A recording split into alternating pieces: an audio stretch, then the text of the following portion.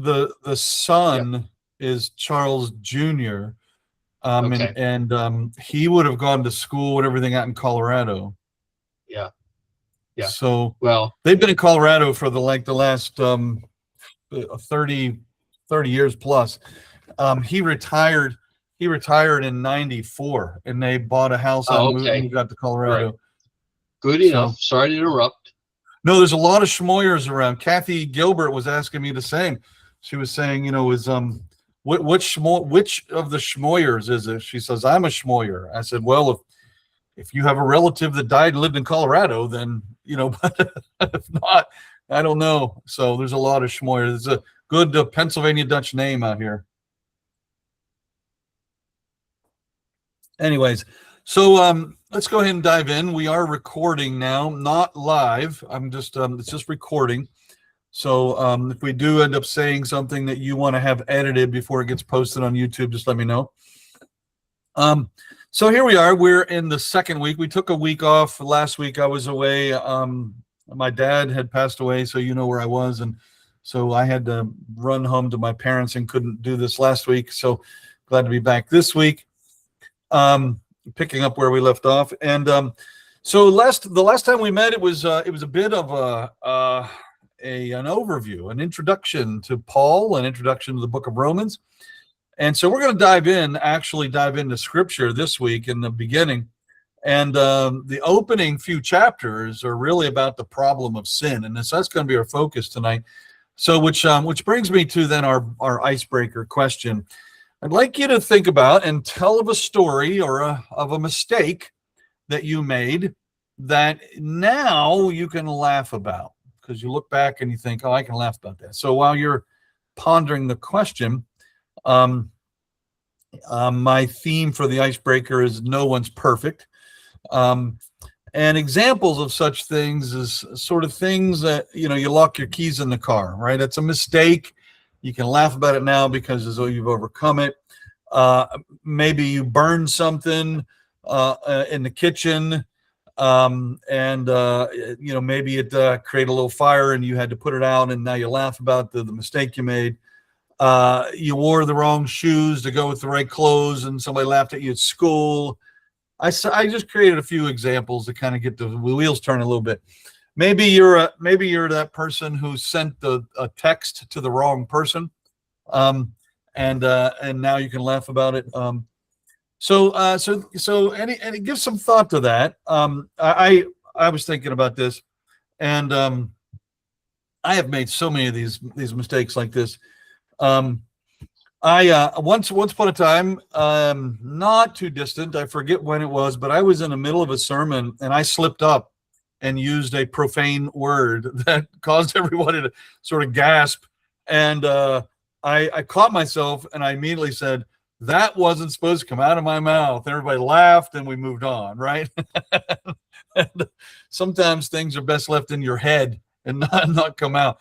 And so I made a mistake like that once, and it wasn't really even a big doozy of a word. It was just something that you didn't mean to say. I've done silly things. Mistakes with emails and text messaging. You make that mistake once or twice, and then you learn from it, and you make sure that doesn't happen again. And still sometimes it happens. So what are your? I've treaded enough water here. What are your thoughts? Times when you've made a mistake that you can look back and laugh on it.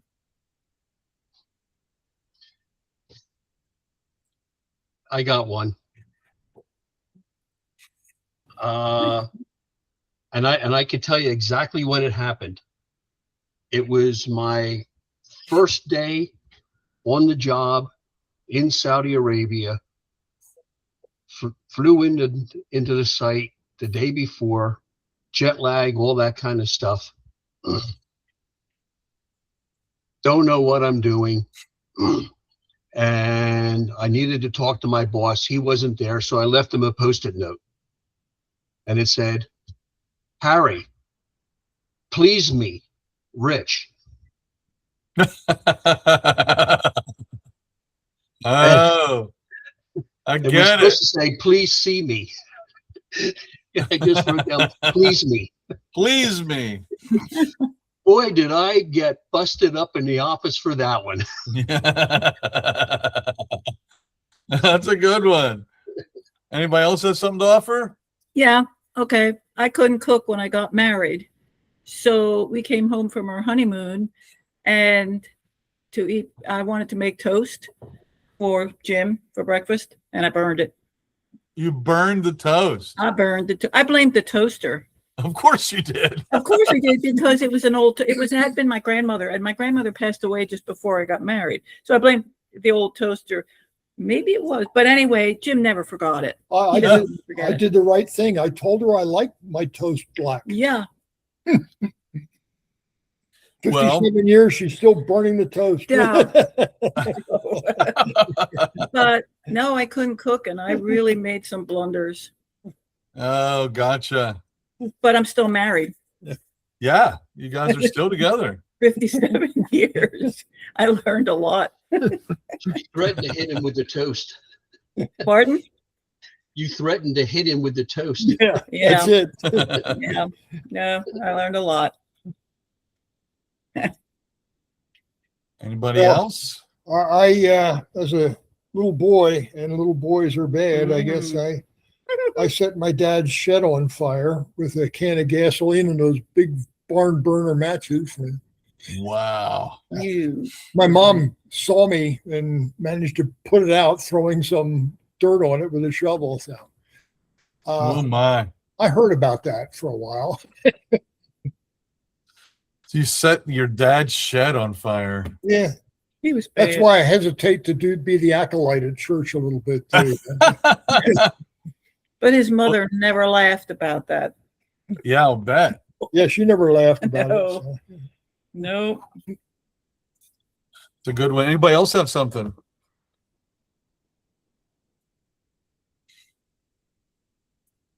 Well, last week I can share one on behalf of my dad.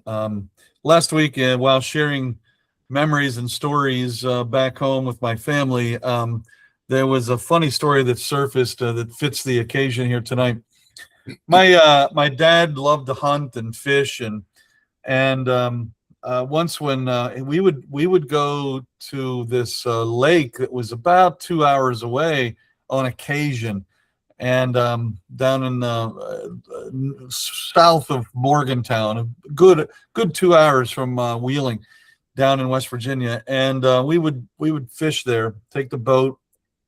Well, one morning, I forget why we didn't just go and dock the boat. I don't know whether we needed to go get ice or get bait or something beforehand, but whatever the case was, my dad was notorious for drinking a can of soda or something and tossing it out the window, tossing the can. And I told him one time, I said, Dad, your can's empty. Do not toss it out, right? And we were sitting near this creek in the truck, and we were outside in the truck, and he was about to throw that can. And I said, don't throw it, right? There's a trash can nearby. And he looked at me and gave me this attitude, and he threw the can anyways, just to spite me. Well, not only did he have the can in his hand, but he had the keys to the truck. And so off went the keys with the can right into that creek that was there. And you could see the can floating around, but we never did recover those keys. And this was before cell phones. So then we had to hike back to the nearest place, find a phone, call my mom. She had to drive down with a spare set of keys. And I told him, oh, forever and ever. I mean, that's what you get for littering. Stop, So that was still something my family and I laughed about last week. Yeah. Well, anybody else want to chime in with a story like that?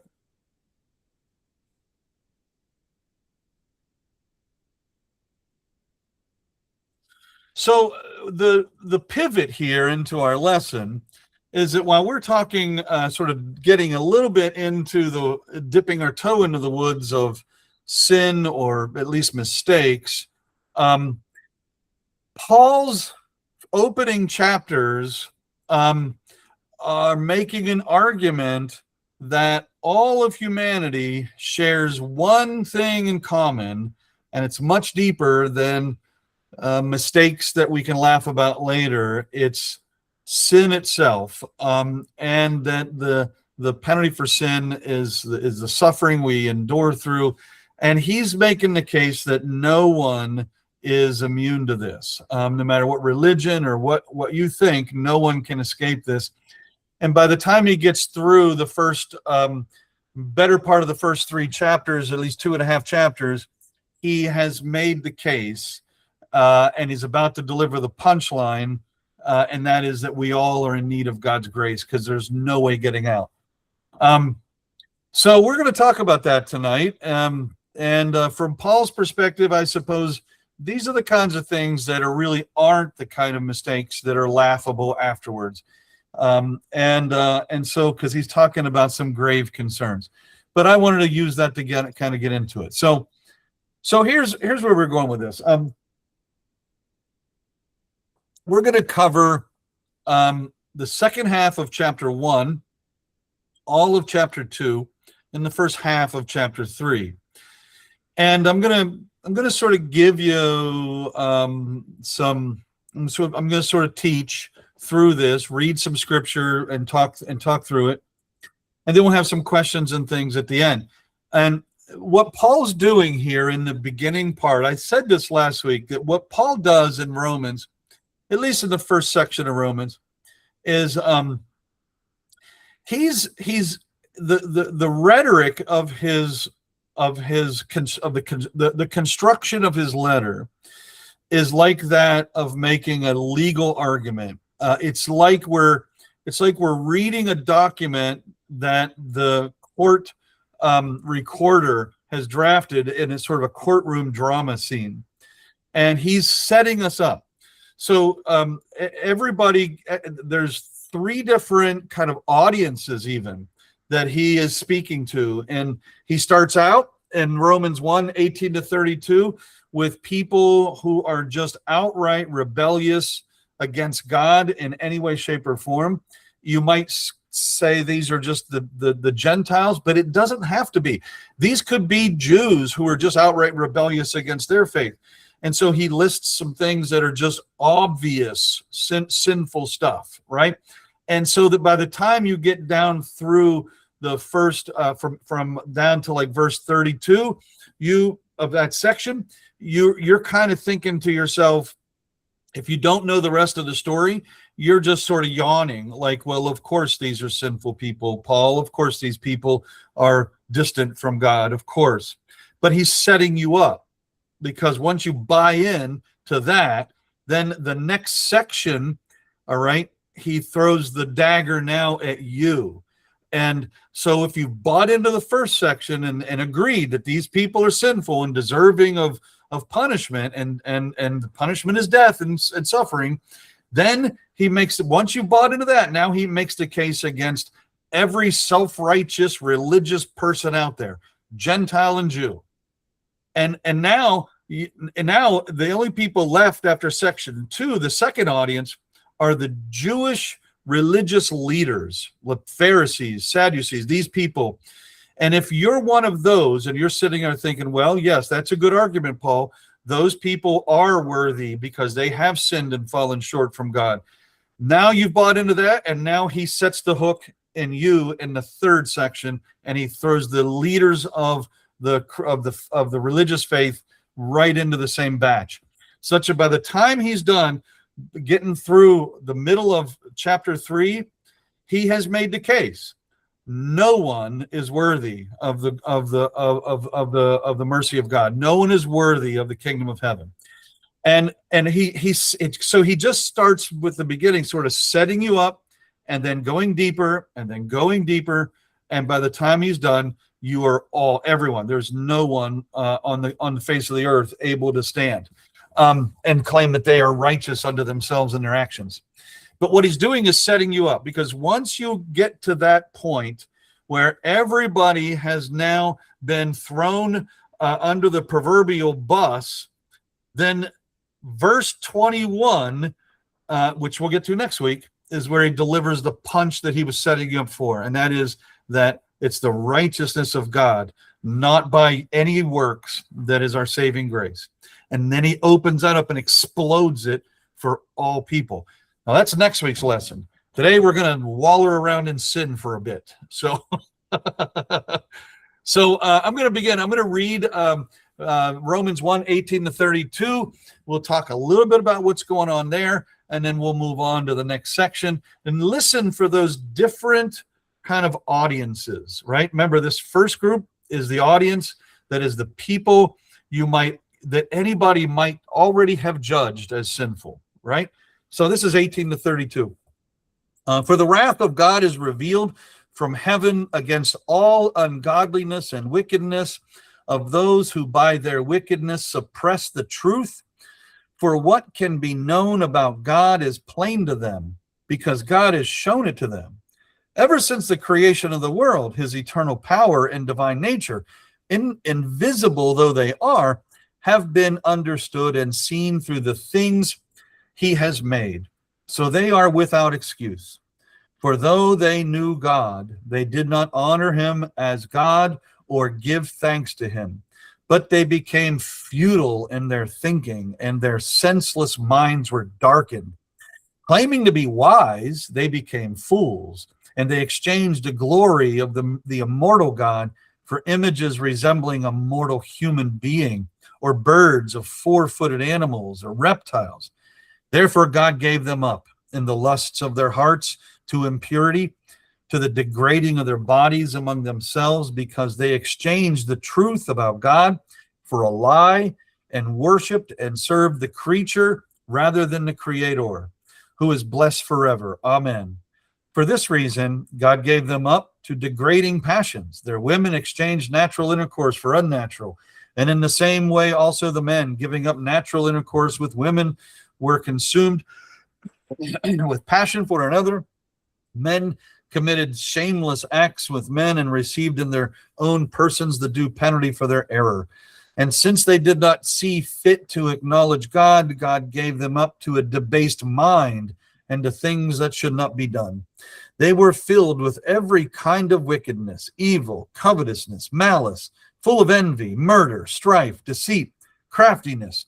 They are gossips, slanderers, God-haters, insolent, haughty, boastful, inventors of evil, rebellious toward their parents, foolish, faithless, heartless, ruthless. They know God's decree that those who practice such things deserve to die, yet they not only do them, but even applaud others who practice them. That's some hard, heavy-hitting stuff right there. But Paul is trying to set the hook here. If you buy into the first section, he wants you to buy into the second section.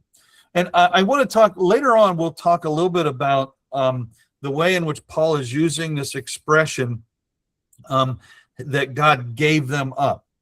So that's a great line to dig into a little bit and to process. So I set it up as a question for us to deal with later. But is there anything else that jumped out at you in that section that you'd want to talk about?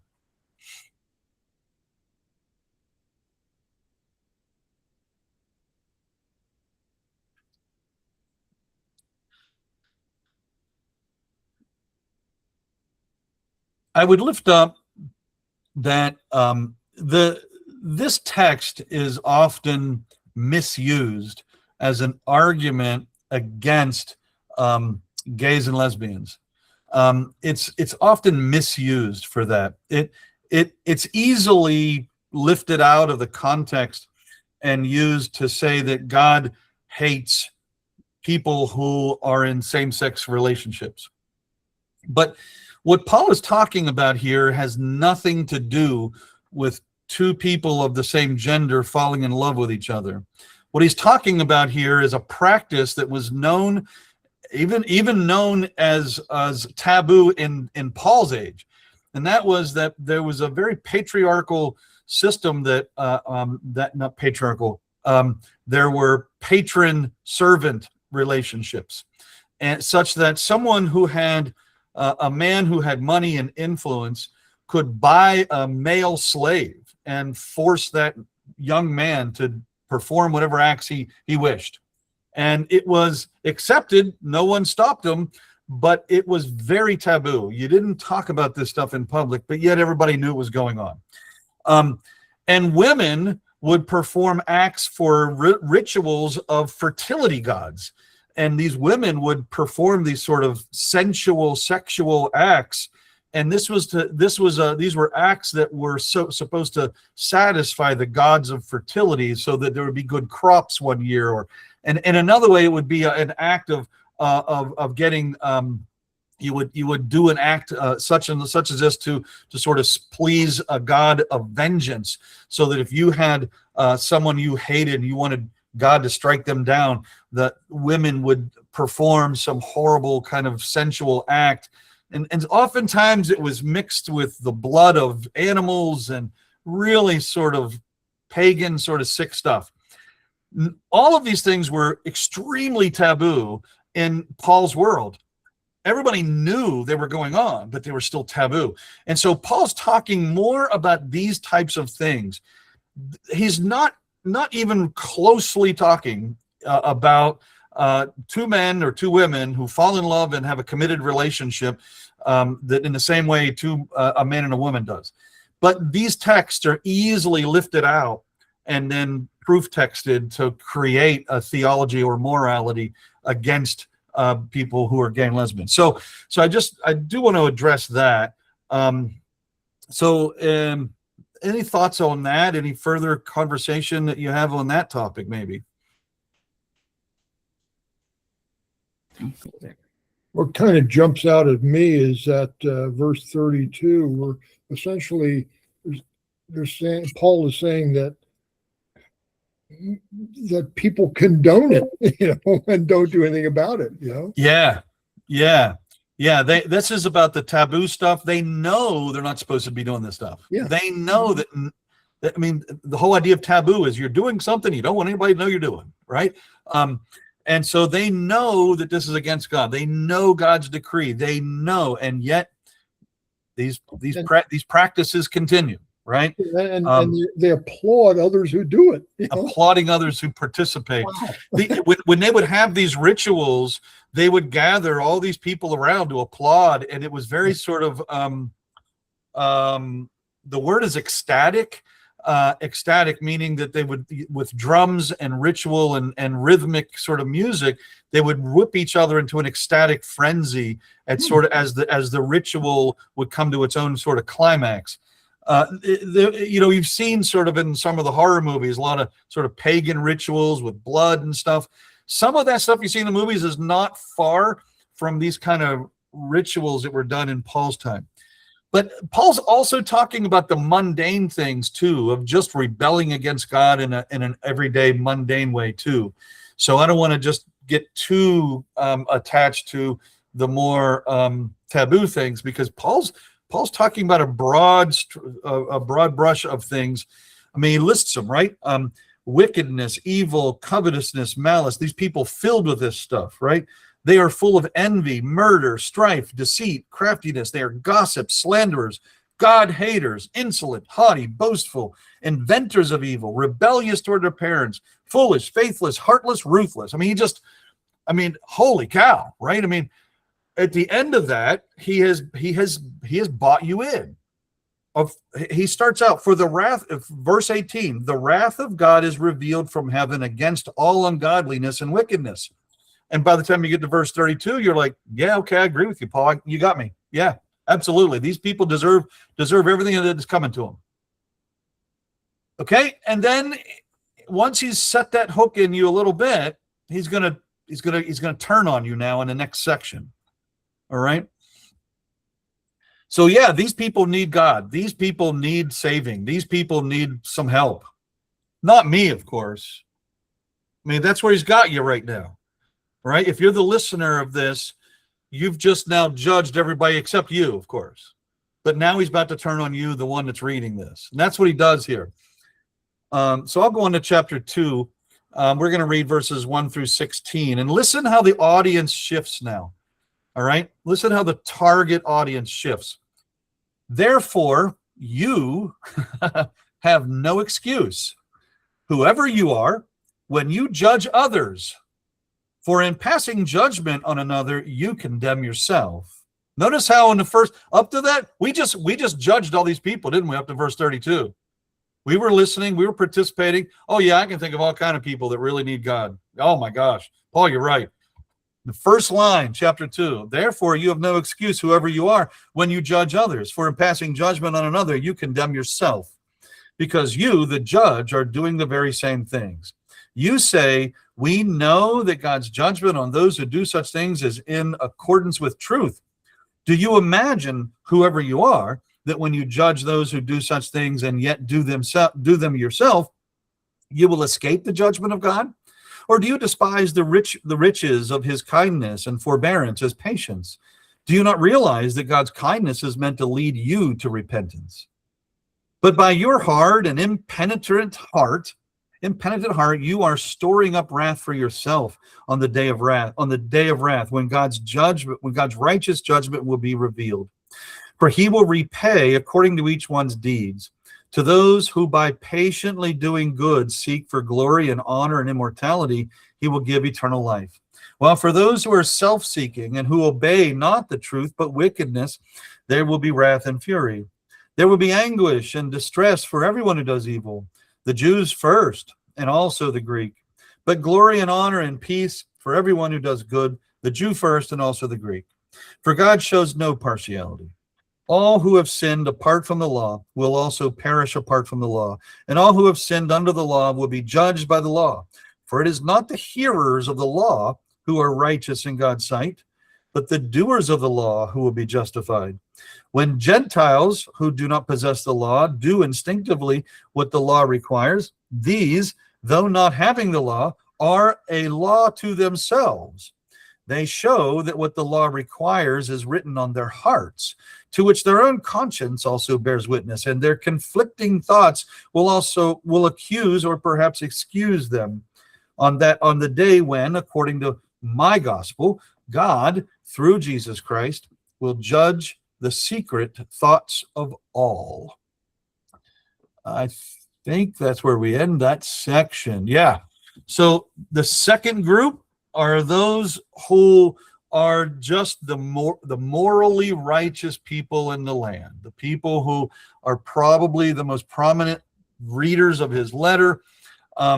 They can be Gentile or Jew, but once Paul has gotten you down through the end of chapter 1, he then turns on you and points the finger back at you. If you are the one judging your neighbor, you are just as bad as they are. You therefore have no excuse, whoever you are, when you judge others, he says. And then he goes on to give more description of that. All right, so we've now got just about everybody on the hook here, right? And any thoughts, any questions?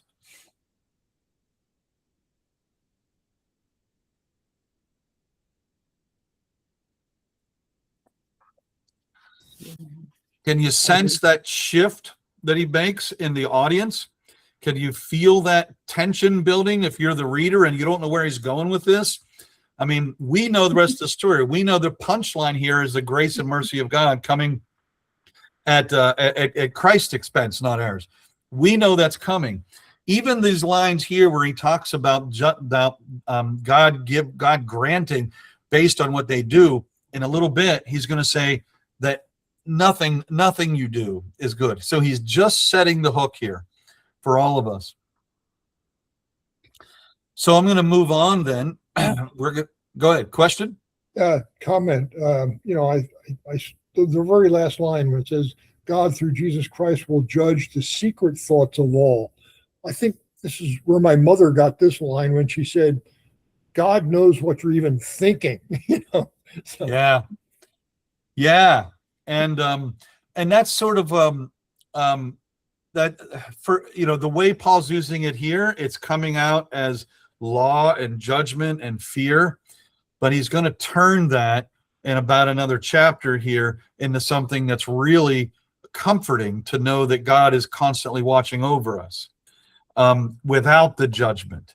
So, but right now he's just making his argument, and he's using language and theology that was very prevalent in the morality of the day, and he's using the very morals and the theology of his day to keep you on the hook, because he's going to turn it on you in chapter 3 and the rest of the story, rest of the book. All right. So when we go to the next audience, the third audience, this is scene 3 now. In scene 3, now we're talking about all of the religious leaders, because at this point, it's the people who are the religious leaders, the Jewish leaders, the religious leaders of the Gentile world, all of those who feel as if they've got the right theology and they've already understood what Paul is saying to this point, and they've been able to still, sort of point the finger away from themselves. So now he's gonna set the hook even deeper, such that by the time he's done, none are left, because this is the last group that's left. So here he goes. This is now beginning at verse 17. So listen again for that audience to shift again. But if you call yourself a Jew and rely on the law and boast of your relation to God and know his will and determine what is best because you are instructed in the law, and if you are sure that you are a guide to the blind, a light to those who are in darkness, a corrector of the foolish, a teacher of children, having in the law the embodiment of knowledge and truth, you then that teach others, will you not teach yourself? While you preach against stealing, do you steal? You that forbid adultery, do you commit adultery? You that abhor idols, do you rob temples?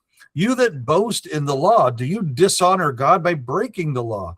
For as it is written, the name of God is blasphemed among the Gentiles because of you. Circumcision indeed is of value if you obey the law, but if you break the law, your circumcision has become uncircumcision. So if those who are uncircumcised keep the requirements of the law, will not their uncircumcision be regarded as circumcision? Then those who are physically uncircumcised but keep the law will condemn you that have the written code and circumcision but break the law.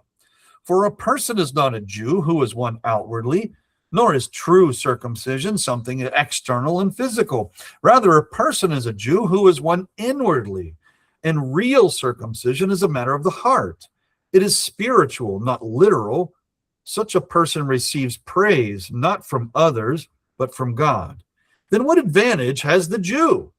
Or what is the value of circumcision? Much in every way. For in the first place, the Jews were entrusted with the oracles of God. What if some were unfaithful? Will their faithlessness nullify the faithfulness of God? By no means. Although everyone is a liar, let God be proved true as it is written, so that you may be justified in your words and prevail in your judging. But if our injustice serves to confirm the justice of God, what should we say? That God is unjust to inflict wrath on us? I speak in a human way. By no means. For then how could God judge the world? But if through my falsehood God's truthfulness abounds to his glory, why am I still being condemned as a sinner? And why not say, as some people slander us by saying that we say, let us do evil so that good may come. Their condemnation is deserved. What then? Are we any better off? No, not at all. For we have already charged that all, both Jews and Greeks, are under the power of sin. As it is written, there is no one who is righteous, not even one. There is no one who has understanding. There is no one who seeks God. All have turned aside. Together they have become worthless. There is no one who shows kindness. There is not even one. Their throats are opened graves. They use their tongues to deceive. The venom of vipers is under their lips. Their mouths are full of cursing and bitterness. Their feet are swift to shed blood. Ruin and misery are in their paths, and the way of peace they have not known. There is no fear of God before their eyes. Now we know that whatever the law says, it speaks of those who are under the law, so that every mouth may be silenced, and the whole world may be held accountable to God.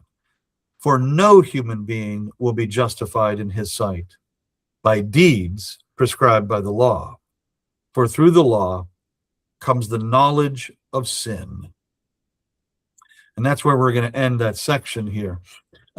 Verse 20. By the time we get down to the end of that there, no one is worthy. Everyone is in need of God's grace. And in the last section there, what I call scene 3, God's or Paul's third group, he even, if you notice, he even aims the daggers at himself, right? He even turns it on himself, that even he can't boast of anything, right? Paul turns on the Jews, especially in this text, and especially the upstanding Jewish religious leaders, such that by the time he's finished, there is no one left standing. He has bowled them all down. He addresses religious insiders. He addresses those who possess Scripture and know the knowledge of the law. He addresses those who have sound theology and try to stand on their theology to justify their actions or their standing with God. He basically says none of that is worth anything. Those who he addresses those who assume that they're already righteous because of their actions, because of circumcision, that somehow God owes them something. He throws it all out. Paul says knowledge, theology, none of this is really worth a damn in the end of it. Everyone is in need of God's grace, and that's his point that he's trying to make. And if he's got you on the hook all the way through verse 20, then he brings you to your knees begging for mercy. There's no way out. And that's where verse 21 is so powerful, that we'll get to next week, because verse 21, he delivers the punch, that it's not by any righteousness of yours, it's not by any works of yours, but by God and what God does. God brings it's his righteousness through Jesus, and he comes to save us all. So this week is all about sort of the sinfulness that is the problem in the world. Or any thoughts, any questions or concerns on that last section you want to talk about?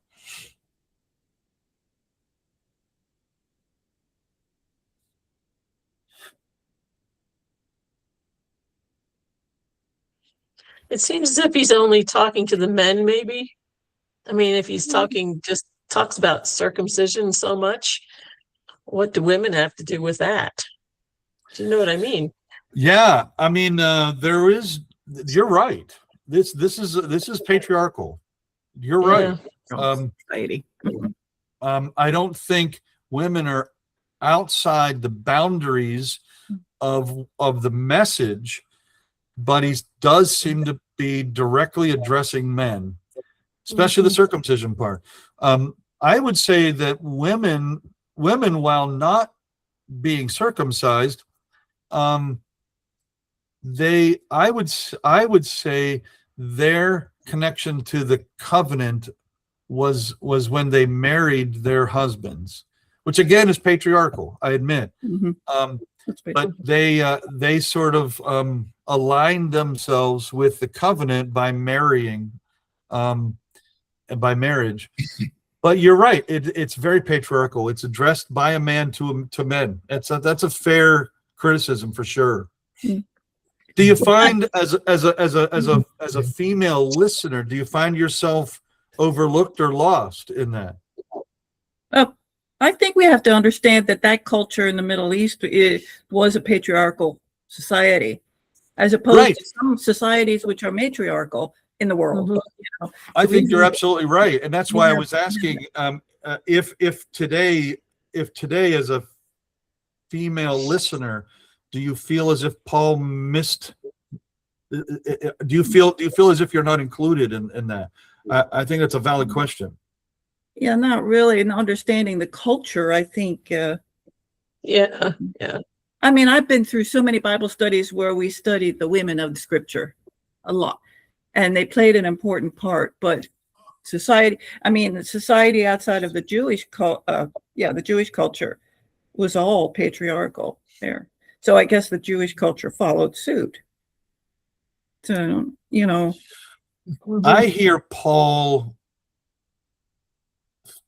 making an argument against all humanity, yeah. but his argument is in the language of the patriarchy that he lived in.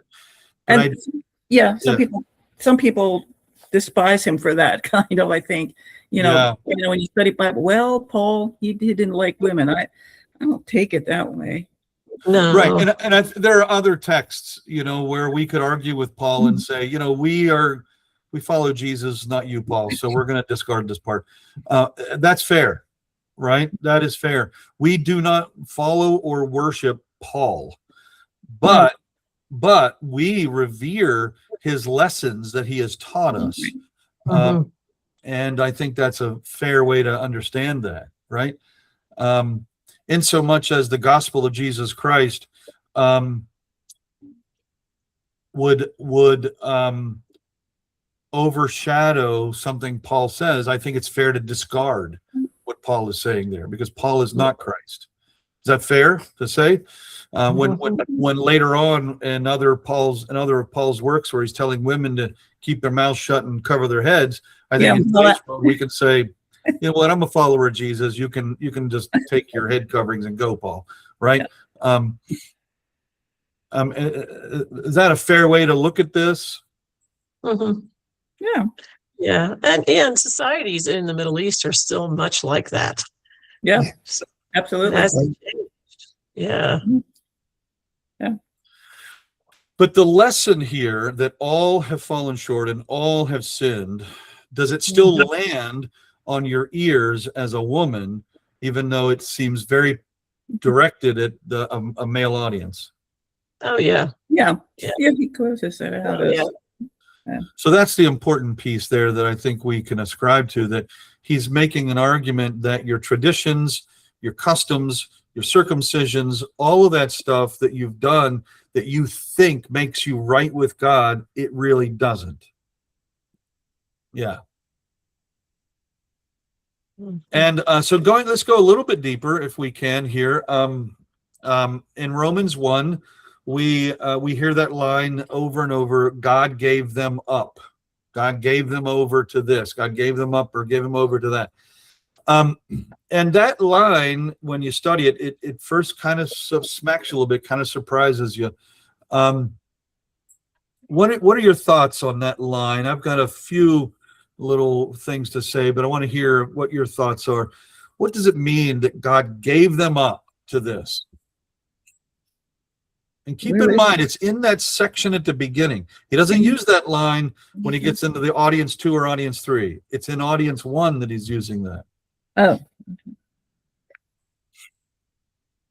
So context matters, I think. Oh, here, from 26. Okay. God gave it. Okay. Because It's got to hurt, If I you think think, he just if you think that you're one of the people that God gave you up, I mean, there's absolutely no hope anymore.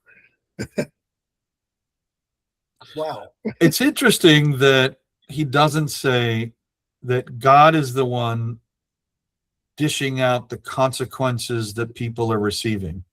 Yeah. Okay. He's saying that people who have chosen a way of rebelliousness against God, God is giving you the freedom to choose that path. The consequences are yours. God is allowing humanity to experience the consequences of their own rejection of God's path. I think that's very different than I think it's very different than an understanding of that line that would suggest that God is sort of dishing out the punishment. Okay. Or even delighting in it, for that matter. I don't think Paul is suggesting that God is sort of delighting to let go of these people, or just abandoning them and saying, well, you're deserving of this punishment, and here it comes, right? What I hear is him saying, God allowed you to make this. God's allowing you to choose your own path, free will, right? I mean, God allows Eve and Adam to eat from the apple in Genesis 2 and Genesis 3. And so here we have God sort of allowing us to continue in a path that is rejection and rebelliousness of God's good pathway, God's good order of things. But it doesn't suggest, I don't think it suggests, maybe we can debate this if you wish. I don't think it suggests that God is delighting in the consequences people receive when they are distant and alone and cut off from a path of righteousness that is godly, or a way of that is godly. What are your thoughts? Oh, well, God didn't create us as little puppets on a string, for sure. Excellent. Yeah, good point. Because one of the things, I don't know, a long time ago, I think it was a pastor who said, you don't say if someone's suffering, it's God's will, or whatever, suffering, a person dies or whatever, that's God's will. So I always, personally, we're given free will. We were created that way. We are given free will, and then, as Luther describes, he talks about the Christian having a kind of a bondage of the will, so that while there are many different choices for us to go in our lives, following Christ is actually a very narrow path, and our faith kind of binds us to that. I was recently asked a very interesting question by someone. She asked me, she said, I come from a background that really rejects anything religious. She said, my parents, my family, and so forth. But I feel like I'm compelled to come to church. I feel like I need to know more about this God. And she said, how do I know that I'm going in the right way? And I talked to her. I said, well, first of all, from a Lutheran perspective, let me just be clear. From a Lutheran perspective, there's one thing we're clear about. It's that we never really have clarity on where we're going and what God's up to. We admit that we're imperfect people. And we, as Lutherans, we have no problem admitting that we're not really clear about anything that we're up to with God. But we are very clear, very crystal clear, that God has us and claimed us and has us in his grasp wherever we may go. And so if you're feeling compelled, I said, that's as clear as anything, even scripture. I talked about how Abraham was compelled to leave his home because faith compelled him, but he still didn't have clarity about where he was going to end up or where he was going, or how many mistakes he would make along the way. Moses was compelled, and he knew he felt like he was the wrong person to do it, but he so felt compelled to go and march right up to Pharaoh and do the crazy thing that he did. David was compelled to go and bring the covenant box back from the Philistines, and compelled to stand up against Goliath. You name it. I mean, over and over and over, the story of faithfulness is one in which we don't really know for sure with clarity what the outcome is or what God is up to. But we do sense God compelling us on a certain path. And so Luther talks about that way in which we're compelled to go. To reject that is to reject God. And it's a very narrow path, and we're bound to it. When we're compelled, we're kind of bound to it. And there's no way off, right? And so it's a sort of this where we have freedom of the will, but then there's a kind of bondage of the will that says, well, I'm compelled to follow Christ, and it's got to go only one way, right? And so while there is this freedom to abandon God, if we really have in our hearts the desire to follow, then it really is only one way to go sometimes. And we felt compelled to do it.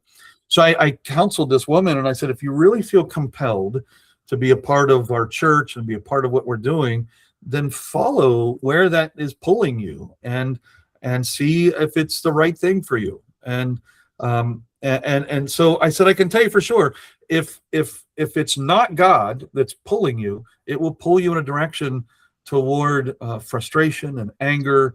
It'll pull you in a direction. If it's not God, it'll pull you in a direction of discontent, and you'll be out of balance. But if it is God, it'll pull you in a direction where you feel as if, even if it's frightening and unclear, it's still the right thing to do, and it's for the sake of caring for others and being open-minded to others, because that's the character of our God. And so I think, that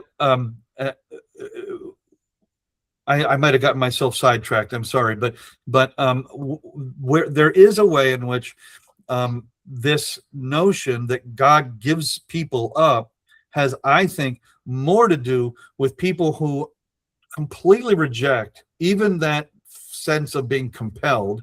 They totally reject it all, and then God says, okay, well, I honor your choice, and it comes with consequences, but God, I believe God stays with them, right, and still hopes and prays that that person returns. So that's my take on it. I'm going to give it back to you and let you respond. And I know we're right up at 7:00 here, and I've got a little bit further to go, so I won't keep you much longer. But if you want to chime in on that comment, please feel free to do so. I think that we see that, and I'm sure almost all of us have had that experience with our parents as children. It's a good point. Having done something or wanting to do something, and parents, but Yeah. You have to do the experience. You gotta go out there on the limb, whatever it is. You have to do it, but we're still here. Yeah, we're still here. When you figure this out, Yep. We're still here. Yeah, exactly. Thanks for that. I'm going to round that off and go to my next topic here to keep us moving, because we're up against 7:00. I want to talk about Paul is laying down the law here, right? It sounds like he's making it sounds very strong, like he's making a statement that no one is without sin. But the reason no one is without sin is because he's showing us that the law is condemning sin. The law is revealing sin and showing us what sin looks like over and over. And so, especially that third audience that knows the law inside and out, he's pointing out to them that even though you know the law, you still break it, right? And so his point is that knowing the law, you still come and reveal it, the law. It's his point is that the law itself, knowing the law, reveals your own sinfulness. And so he in the first section, right, in the second section, he excuses some of the Gentiles because they don't know the law. But by the time he gets to the next section, he says, you know the law, and that's inexcusable to behave this way, right? And so let's talk for just a second. Why is Paul laying the groundwork to talk about the law before he ever brings the punchline home in verse 21 about the gospel? Why is he talking about the law so strongly and pointing it out so strongly first? And he drives the point home over and over that fulfilling the law, fulfilling the covenant, being circumcised, the whole 9 yards, does not save you.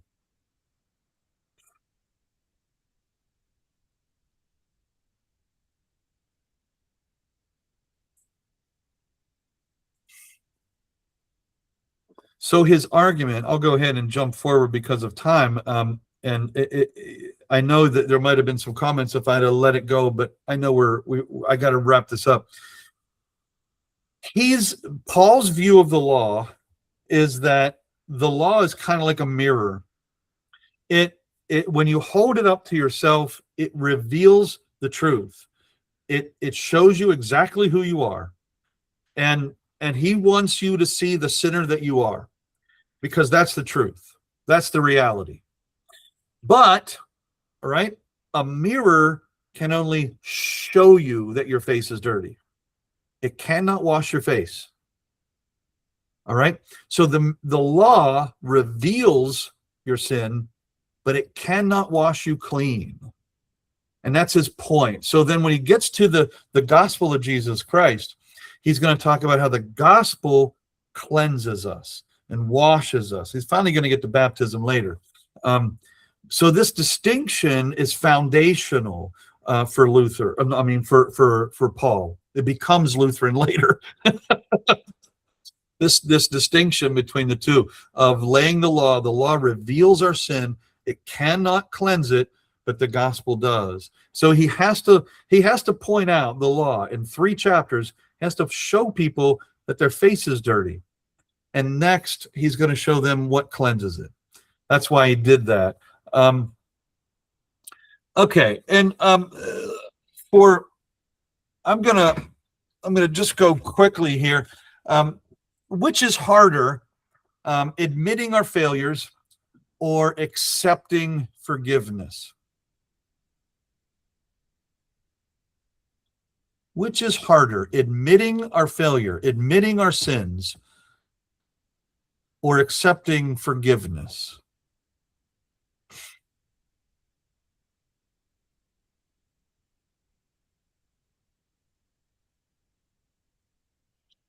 I think admitting our sins is always harder. I think Paul would say the same, which is why Yeah. he's driving that home so deeply. Yeah, he wants you to face that, right? Mhm. We can accept forgiveness, we can give forgiveness, but we know ourselves, we know our failures, we know the depths of it too, and there are things that we keep inside our entire lives that are only between us and God. That there are sometimes things inside us that we can't even bring to words to, because we just cannot face it. It's too hard. It's too scary. It's the monster inside. And so, but accepting forgiveness, that's much easier, because that's the stuff that people do see. Right? When someone says, I forgive you, well, they've seen it too. No, now they're forgiving us. But there's stuff we don't let people see. And we know it's in there. Right? And the last thing is more about application here, and I'll let you go. What forms of self-righteousness, our own kind of morality, what forms of that tempt us today? And I would throw out a couple of examples to give you something to think about and chew on. Religious pride, I'm right, you're wrong. Political or religious superiority. Again, I'm right, you're wrong, right? Ways in which we compare ourselves with others only for the sake of lifting ourselves above the other that we're comparing to, so that we can judge. Looking down upon ourselves, looking down upon people who are outside the church. Paul's letting everybody know that when you're doing that, you're just as bad as the people you're judging, right?